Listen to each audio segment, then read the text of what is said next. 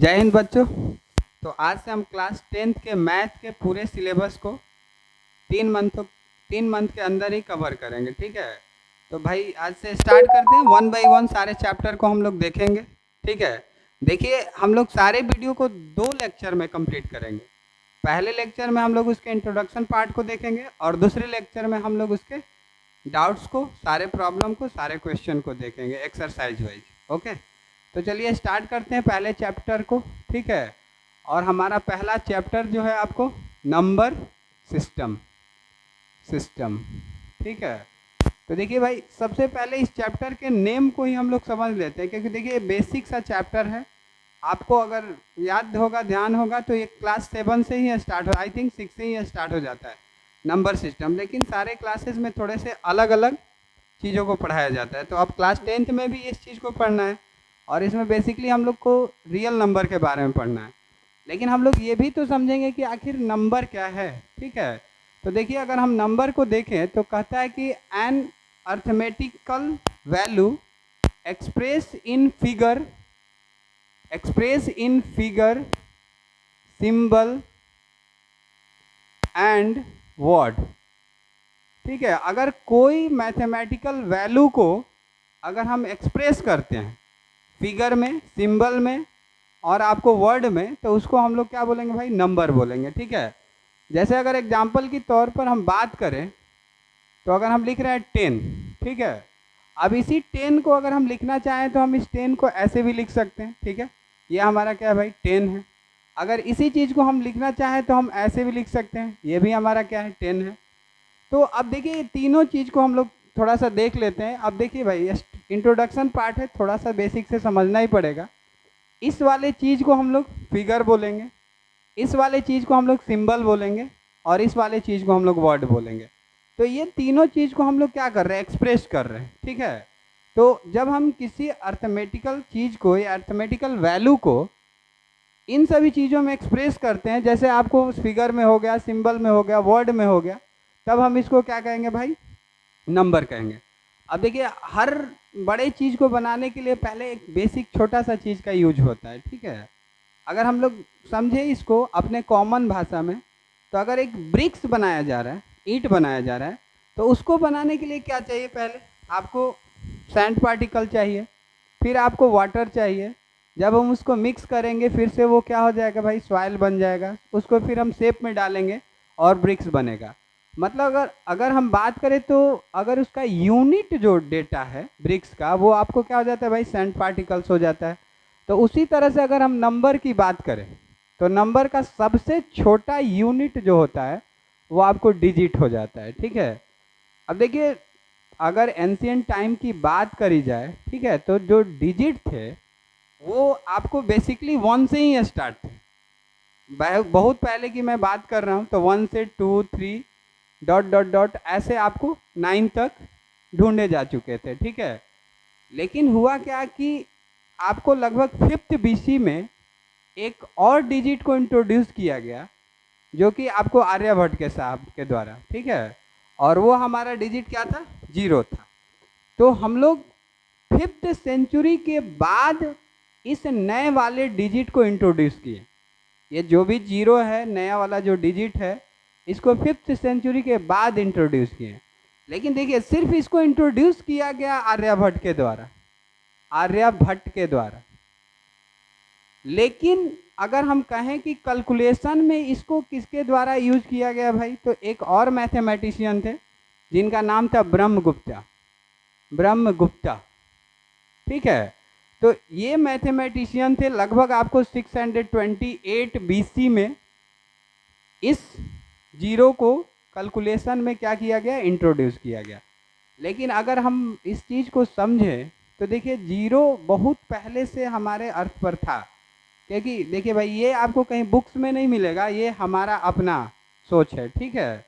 कि अगर 0 बहुत पहले से हमारे अर्थ पर नहीं होता, तो अगर रामायण युग की हम बात करें तो उस दौर में भी 0 हुआ करता था। क्योंकि अगर लोगों को 0 का नॉलेज ही नहीं होता तो कैसे पता चलता कि रावण के 10 सर हुआ करते थे? बिकॉज जो 10 होता है वो आपको 1 और 0 से मिलके बना है, ठीक है। तो अगर हम 10 को बनाएंगे तो जब तक हमारे पास 1 और 0 नहीं होता तो 10 नहीं बनता। तो ये जो 0 था बहुत पहले से हमारे अर्थ पर था, सिर्फ इसको ढूंढना था, और ये ढूंढ लिया गया लगभग आपको 5th सेंचुरी में, ठीक है, आर्यभट्ट साहब के द्वारा इंट्रोड्यूस किया गया कि देखिए भाई 0 भी एक ऐसा डिजिट है और इसको भी हम लोग नंबर्स में यूज करेंगे। अब देखिए उसके बाद इसको कैलकुलेशन के तौर पर ब्रह्मगुप्ता के द्वारा इंट्रोड्यूस किया गया। दूसरी बात अगर हम यहाँ पर करें, ठीक है, तो देखिए अगर 4-5 में बहुत एक फेमस क्वेश्चन बनता है, ठीक है, उसको थोड़ा सा हम लोग देखेंगे कि यूजिंग डिजिट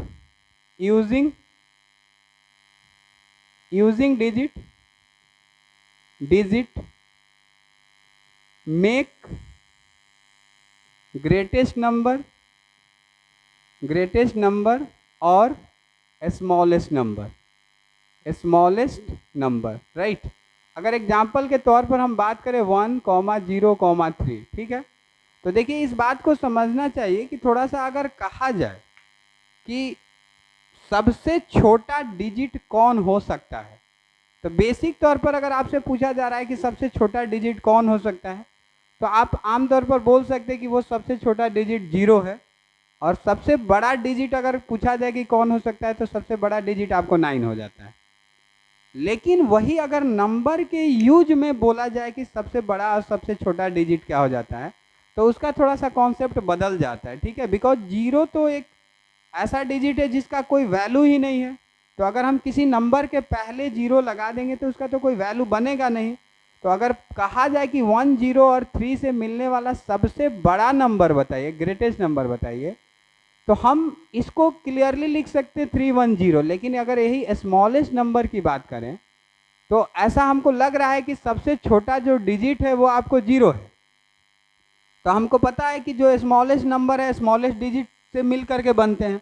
तो अगर हम इसको लिखना चाहें 0, 1, 3, तो ये 3 डिजिट का बना ही नहीं, जबकि हमारे पास 3 डिजिट है। तो इसलिए ये रॉन्ग हो जाएगा, आपको 0, 1, 3 एक स्मॉलेस्ट नंबर नहीं हो सकता है। तो अगर नंबर के तौर पर पूछा जाए कि according to number which one is the smallest digit, तब आपको क्या हो जाएगा भाई, आंसर 1 हो जाता है। तो 1, 0, 3 आपको क्या हो जाएगा, स्मॉलेस्ट नंबर हो जाएगा। तो ये सारे चीज़ों को देखिए। अब देखिए ये एक तरह का अगर कहा जाए कि हाउ मेनी डिजिट, तो टोटल 10 हो जाते हैं। हाउ मेनी डिजिट, तो टोटल आपको कितने डिजिट, 10 हो जाते हैं। अगर पूछा जाए, देखिए एक बेसिक सा क्वेश्चन है, इसको सुन लेते हैं कि अगर पूछा जाए कि विच one is the smallest digit, तब 0 जवाब होगा। अगर पूछा जाए कि विच one is the largest digit, तब आपको 9 जवाब होगा। लेकिन अगर पूछा जाए कि अकॉर्डिंग टू नंबर सबसे छोटा डिजिट कौन होगा, तब भाई आपको 1 हो जाता है। और अकॉर्डिंग टू नंबर सबसे बड़ा डिजिट, तो उसमें तो कोई कन्फ्यूजन ही नहीं है, 9 ही रहेगा। तो अगर सबसे छोटे डिजिट की बात करें तो 1, और सबसे बड़े डिजिट की बात करें 9, ये दोनों नंबर के अकॉर्डिंग हो जाते हैं। अब देखिए इसके बाद आपको क्या पढ़ना है कि वेरियस टाइप ऑफ नंबर होते हैं, वेरियस टाइप ऑफ नंबर। तो इसको हम लोग डायरेक्ट एक छोटे से कॉन्सेप्ट से सीखेंगे, ठीक है, क्योंकि डिफाइन तो आपको सब लोगों को पता ही रहता है।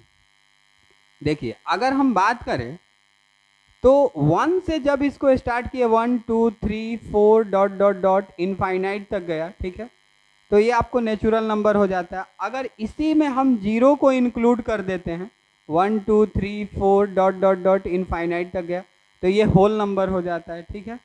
अब देखो भाई, अब आप एक छोटे से चीज़ को और समझेंगे कि जब होल नंबर से एक और डेटा बनता है जिसको हम लोग फ्रैक्शन बोलते हैं।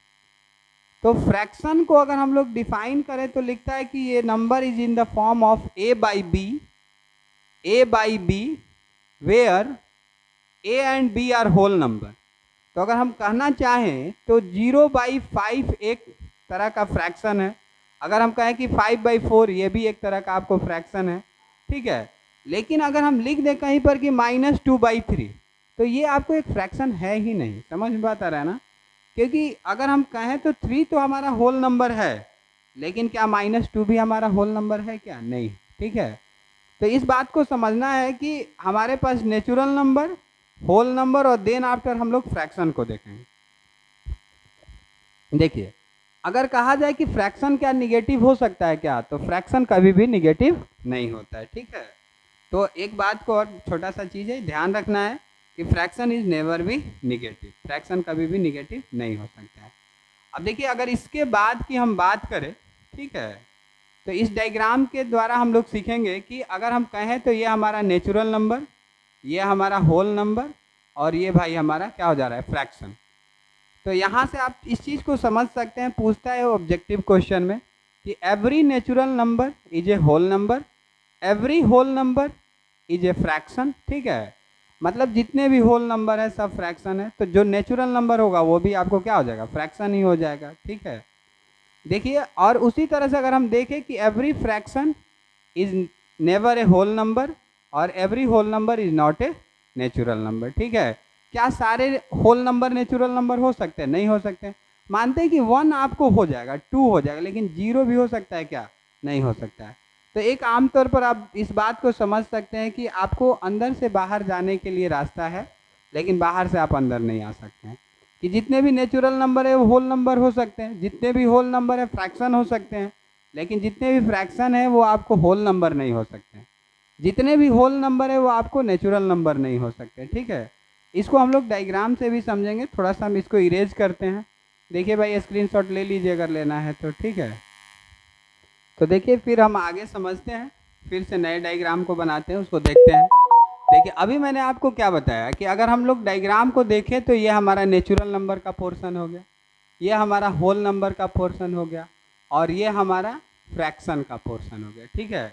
अब इसमें हम लोग ये चीज़ देखें कि हम लोग जितने भी नेचुरल नंबर है उसको होल नंबर कह सकते हैं, जितने भी आपको होल नंबर है भाई उसको हम लोग फ्रैक्शन कह सकते हैं, ठीक है।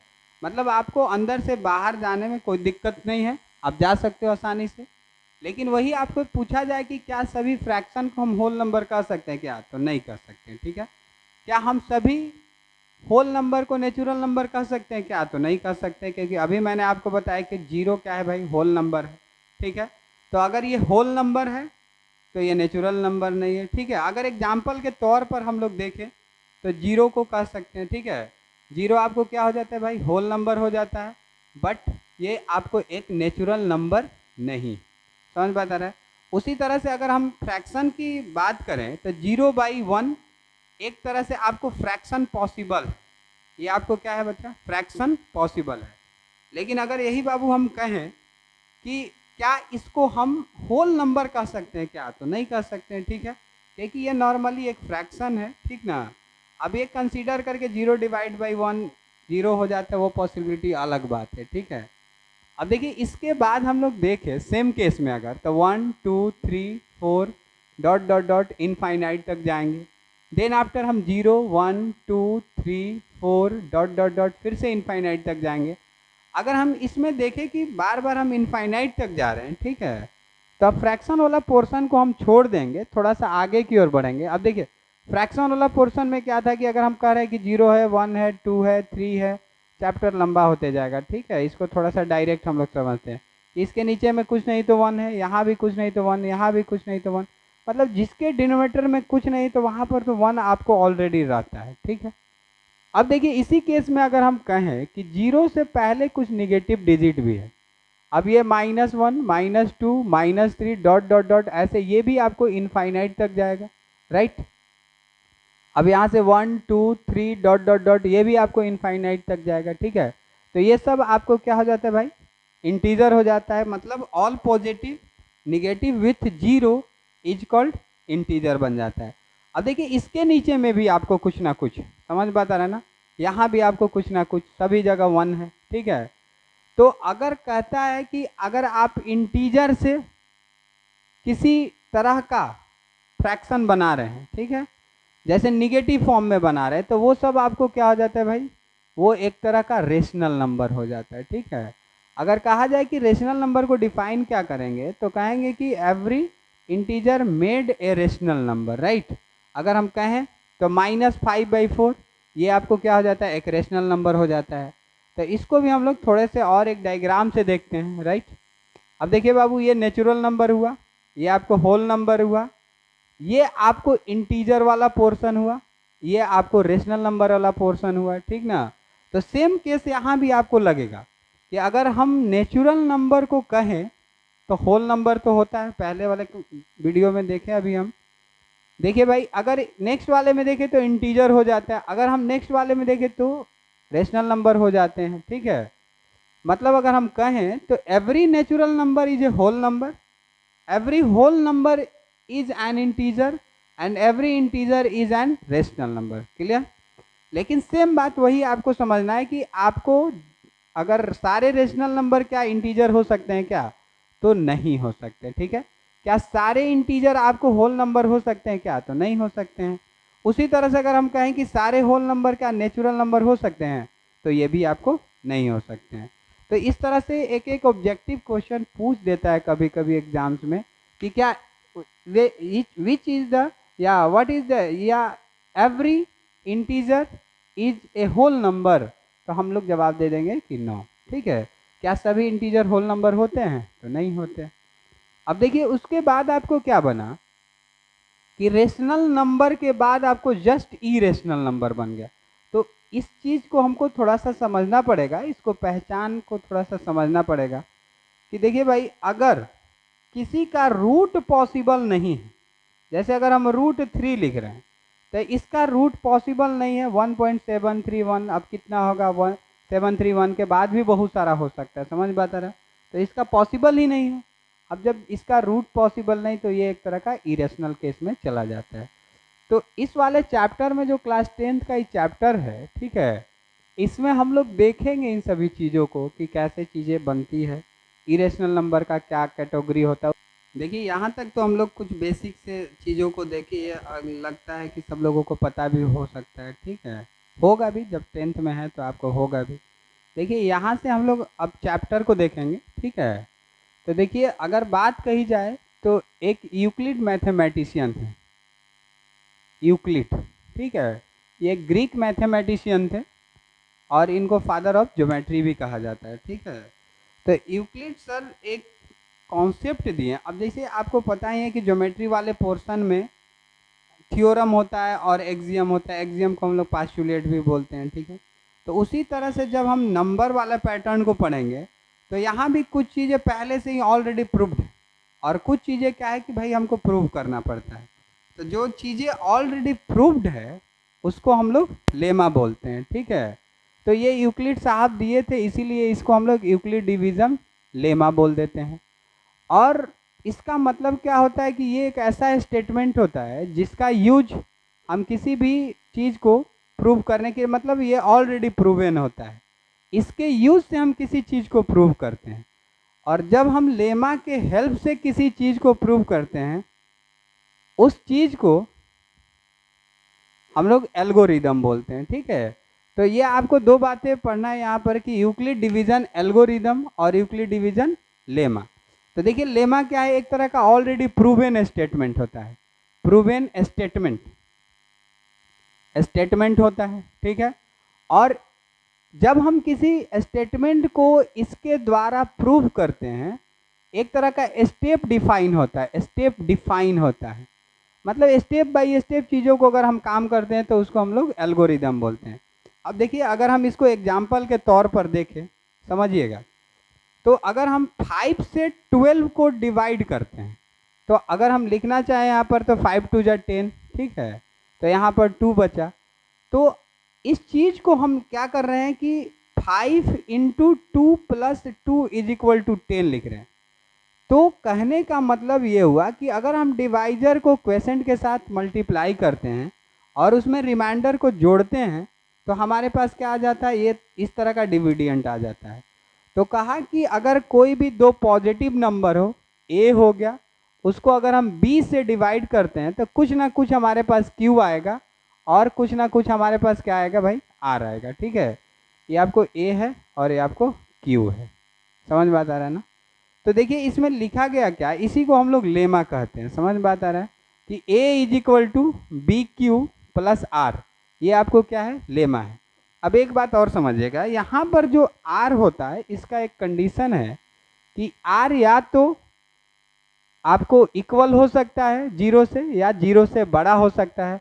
कहने का मतलब कि अगर मान लीजिए हम 5 से 12 को डिवाइड कर रहे हैं तो यहाँ जो r का वैल्यू होगा या तो ये 0 के बराबर हो सकता है या हर हाल में इस 5 से क्या होगा, छोटा होगा।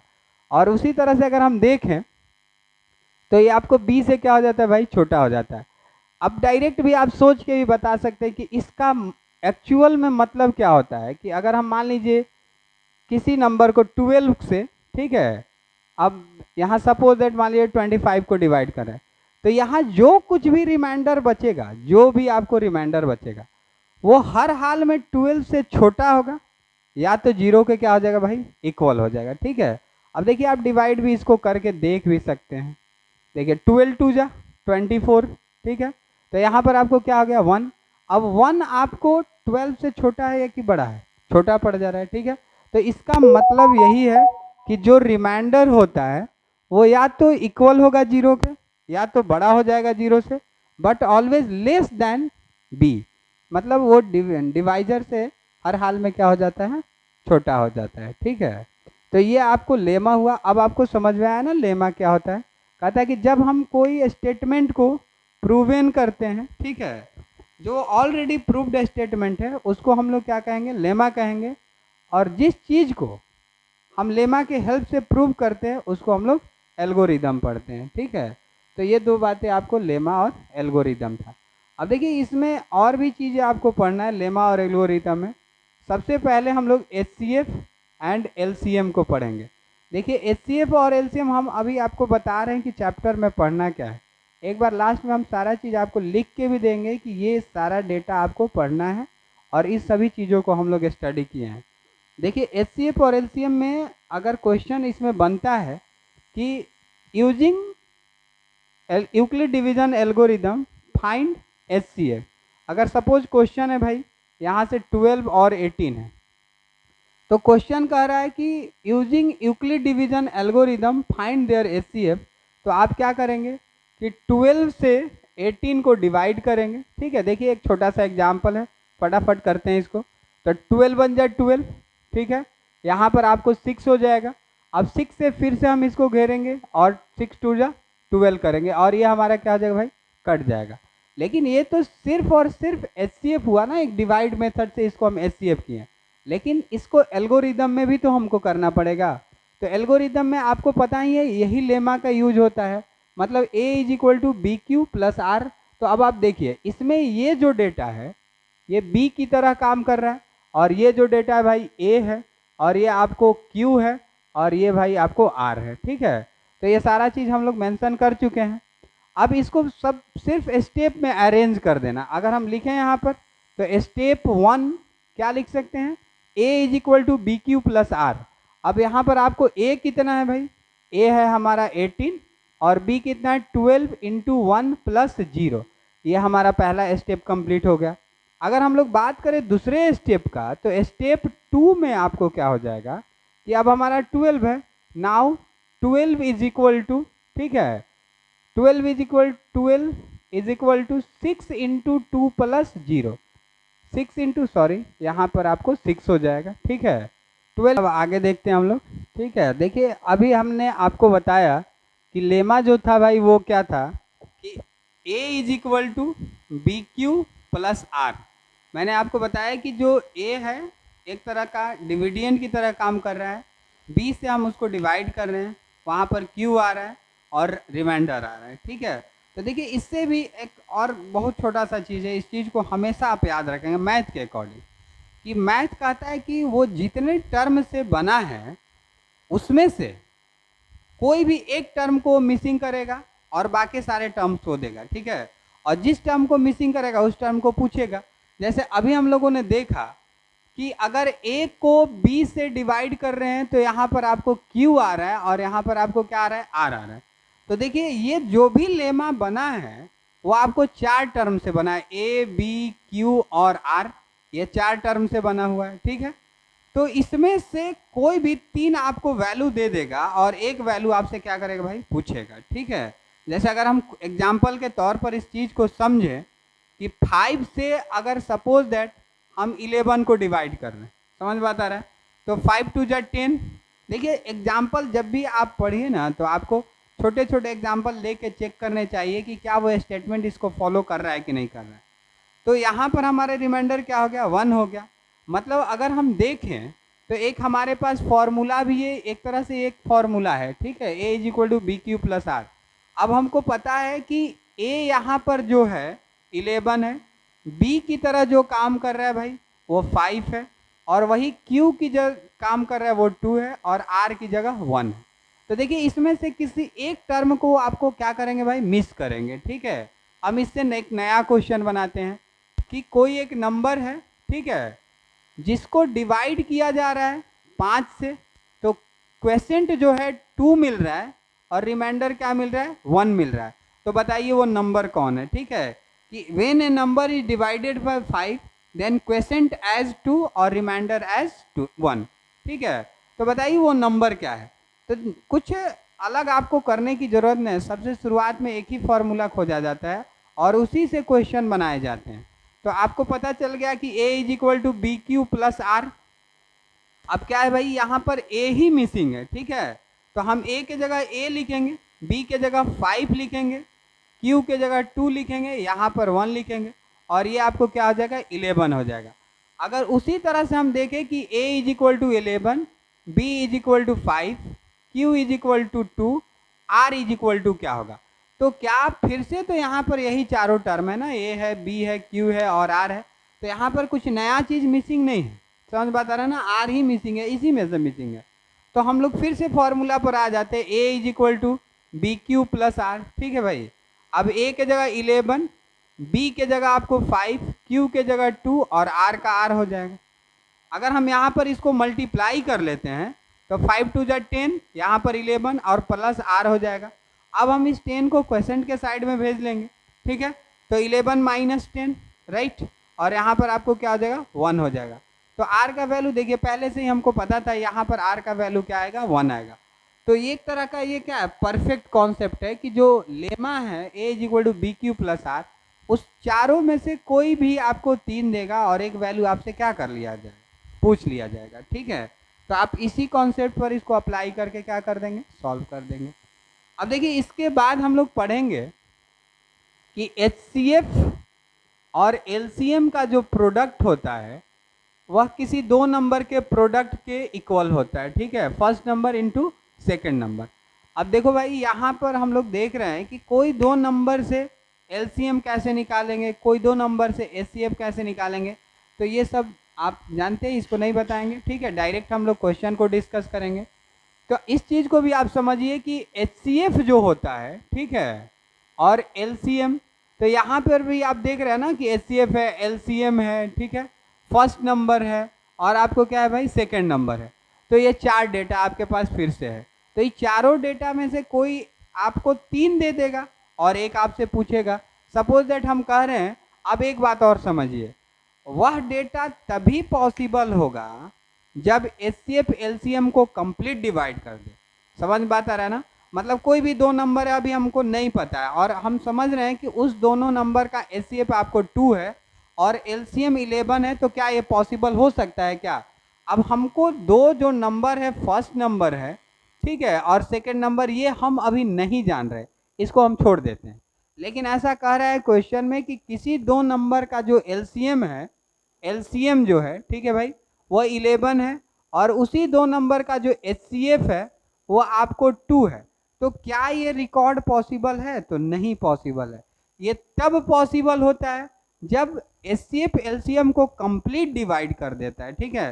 तो इस बात को थोड़ा सा आप ध्यान देंगे कि HCF, if HCF is divided the LCM then the question is correct, ठीक है, इस बात को भी आप समझेंगे।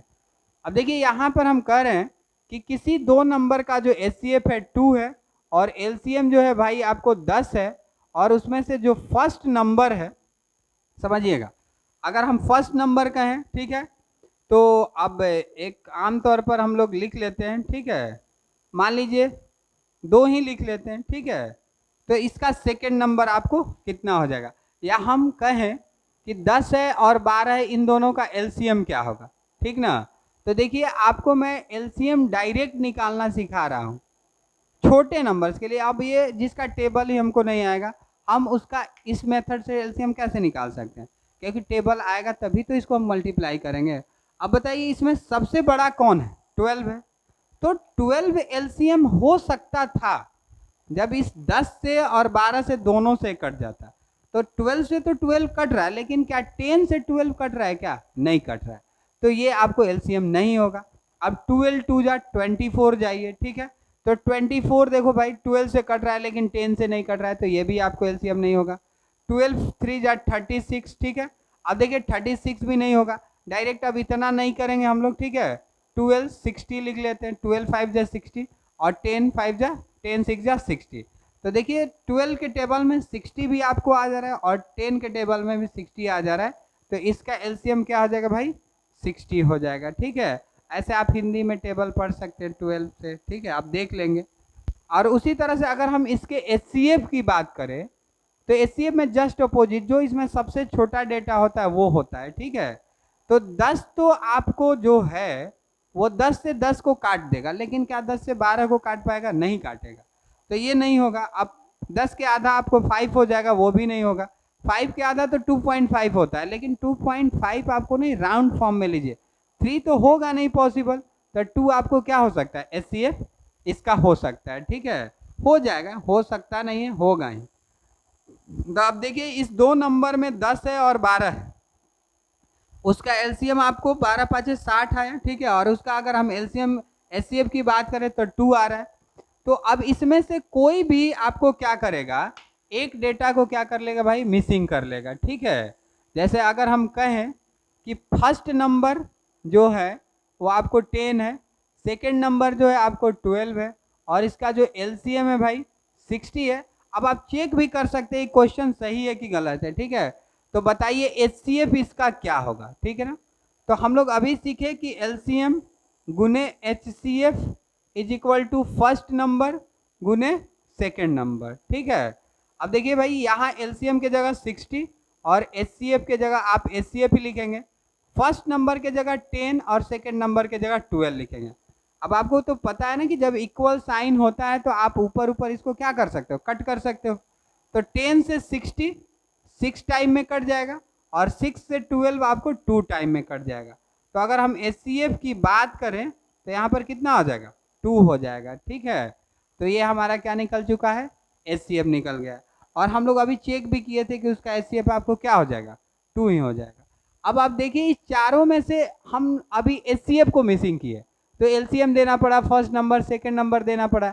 लेकिन अगर हम इसमें से एलसीएम को मिसिंग कर देंगे तो क्या कोई नए फॉर्मूले की जरूरत है, उसको कोई ज़रूरत नहीं, ठीक है। आमतौर पर आप एक ही चीज़ को याद रखेंगे कि एचसीएफ गुने LCM is equal to first number गुने सेकेंड नंबर, और इस तरह से आप फिर से 4 क्वेश्चन को क्या करती हैं, कंप्लीट कर चुके हैं, ठीक है।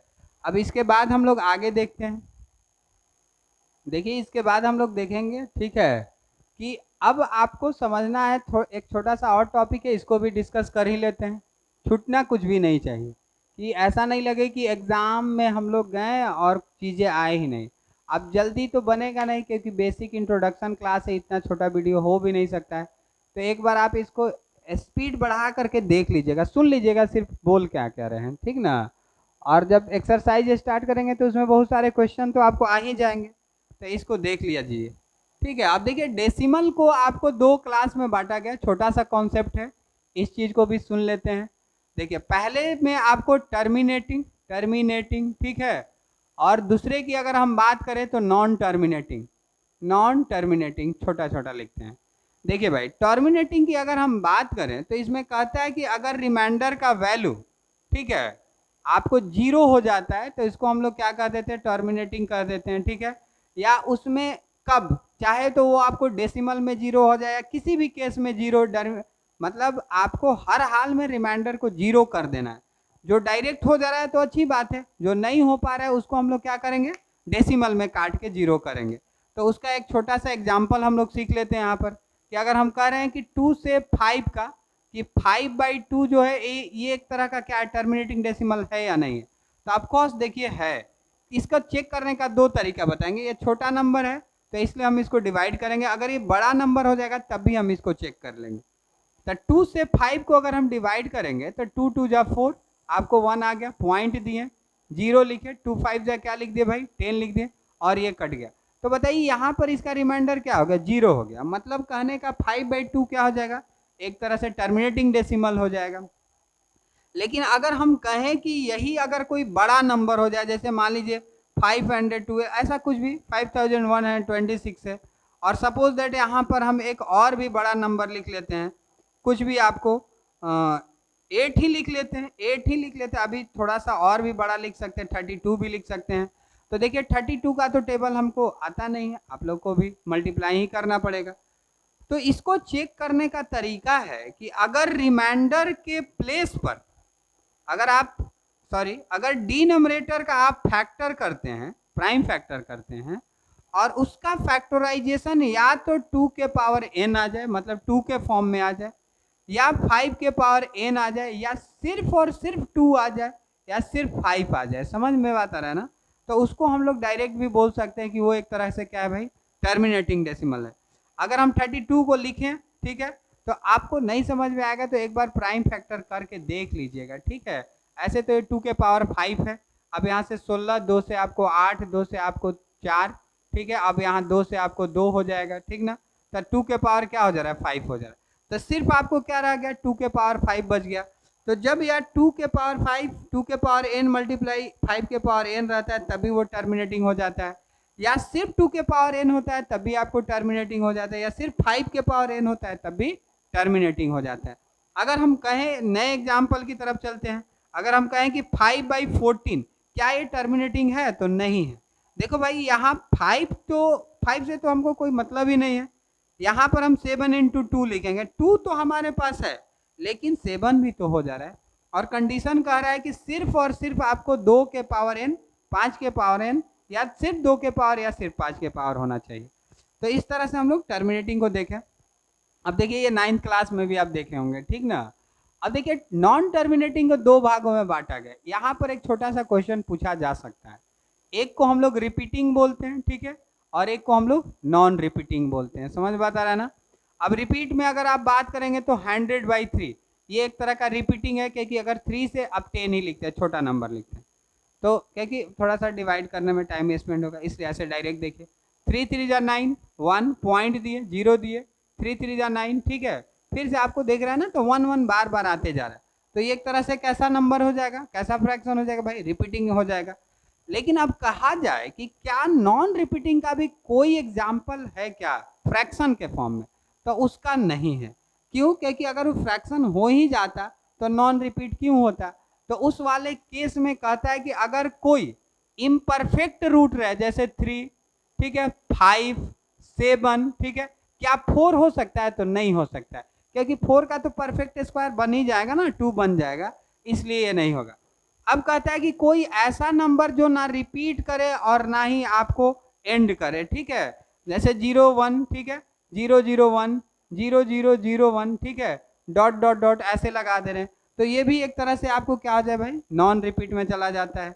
तो देखिए अब सोचने वाली बात है कि हम लोग इसमें, ठीक है, रेशनल नंबर किसको कहते हैं, क्योंकि हमारा चैप्टर है उसमें हम लोग पहुंच जाएंगे। तो कहता है कि जो रिपीटिंग होता है और जो टर्मिनेटिंग डेटा होता है, इसको हम लोग क्या कह देते हैं, रेशनल नंबर कह देते हैं। देखिए एक बड़ा फेमस सा क्वेश्चन है कि पाई क्या है और 22/7 क्या है, ठीक है भाई, इसको याद रखेंगे। तो देखिए पाई का वैल्यू अभी तक हमारे पास नहीं मिल पाया है, ठीक है, इसको सुपर कंप्यूटर भी नहीं ढूंढ पाया। जब हम लोग सर्कल चैप्टर पढ़ेंगे तो उसमें इस चीज़ को थोड़ा सा एक्सप्लेन करेंगे, बेसिक से बहुत डिटेल से इसको एक्सप्लेन करेंगे। अब देखिए ये 22/7 जो है, इसका ये एग्जैक्ट डेटा नहीं है, ये एक मिलता जुलता नंबर है, समझ बात आ रहा है ना, क्योंकि जब हम इसको भी डिवाइड करेंगे तो 3.14 समथिंग आने लगता है, और इसका भी कुछ वैल्यू ऐसा ही है। लेकिन ये कुछ समय दूर जाने के बाद क्या करने लगेगा भाई, रिपीट करने लगता है, तो इसलिए हम इसको टर्मिनेटिंग रेशनल में रख लेते हैं, समझ बात आ रहा है ना, और इसको हम लोग इरेशनल नंबर में कहते हैं। तो अगर हम इसमें बात करें तो ये आपको क्या चला जाता है भाई, इरेशनल नंबर में चला जाता है। अब देखिए आगे जब हम लोग पढ़ेंगे तो उसमें हम लोग पढ़ेंगे कि √2 को कैसे प्रूव करेंगे, √5 को कैसे प्रूव करेंगे, √5 + 3 को कैसे प्रूव करेंगे, ये इरेशनल क्यों है, इन सभी चीज़ों को हम लोग क्या करेंगे, पढ़ेंगे। अब देखिए ये हम इंट्रोडक्शन, अभी आपको क्वेश्चन पर हम नहीं आ रहे, हम बता रहे हैं कि क्या क्या चीज़ हमको पढ़ना है। अब ऐसा करते हैं, हम जितने भी अभी तक चीज़ पढ़े हैं उसको एक बार लिख देते हैं, और इसको आप भी लिखा कीजिएगा, तभी जाके आप सीखेंगे, क्योंकि जब तक आप प्रैक्टिस नहीं करेंगे तब तक कुछ नहीं हो सकता है, समझ जाइए। ये मेन जो भी मैथ, और एक चीज़ और भाई समझ लीजिए कि मैथ से आपको डरना नहीं है और घबराना भी नहीं है। आपको तो पहले से ही पता है कि मैथ कैसा पेपर है, तो इसमें क्या हो कि बच्चे बहुत ज़्यादा पढ़ते हैं और इसी में डरते भी हैं। तो दिक्कत क्या है कि आप प्रैक्टिस नहीं करते, आपको लगता है कि सब चीज़ें हो जाएगा। यहाँ हर पॉइंट पर डेटा बदल जाएगा, समझ बात आ रहा है ना। अभी आपको पता चला कि जैसे हम लोग पढ़ रहे थे A = BQ+R, ठीक है, तो वहाँ पर 4 टर्म है, A है, B है, Q है और R है। तो ऐसे 4 क्वेश्चन आपको बन चुके हैं। कभी A पूछेगा तो BQR देगा, कभी B पूछेगा तो A देगा, Q देगा और R देगा। ऐसे बहुत सारे क्वेश्चन आपको क्या होते जाएंगे, चेंज होते जाएंगे, और उस चीज़ को हम क्या करते रहेंगे, समझते रहेंगे, ठीक है। तो इसलिए मैथ क्लास में आपको कभी भी कंफ्यूज नहीं होना है, पेशेंस बहुत ज़रूरी है, धीरे धीरे सीखते रहना है, ठीक है, लेकिन सीख जाओगे, कंटिन्यू रखना है। चलिए अब आगे हम लोग देखेंगे कि आखिर इस पूरे वीडियो में, पूरे लेक्चर में हम लोग क्या देखें, इसके इंट्रोडक्शन को क्या क्या समझे, और एक बार आप ध्यान से इसको याद करने का कोशिश कीजिएगा, आखिर पढ़े क्या क्या। बनाना तो सेकेंडरी चीज़ है, ठीक है, उसको सॉल्व करेंगे, लेकिन पढ़े क्या क्या उस चीज़ को देखिए।